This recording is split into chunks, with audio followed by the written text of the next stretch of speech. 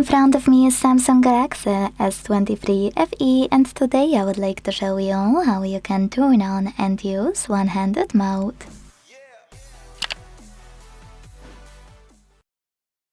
All you need to do is go into Settings and scroll to tap on Advanced Features available here. Now select one-handed mode on the left and activate it thanks to this switcher at the top right corner.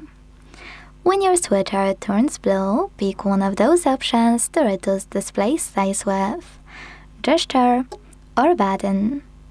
Wherever you decided, follow all of the instructions below the chosen method. In my case, double tap the home button. So when I do that, one-handed mode is working properly.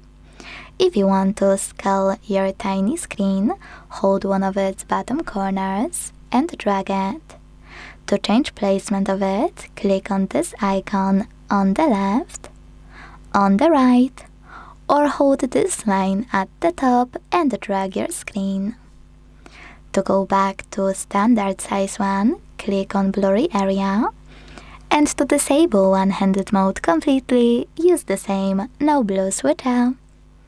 Thanks so much for watching. If you enjoyed this video, leave a like, comment and subscribe. Bye!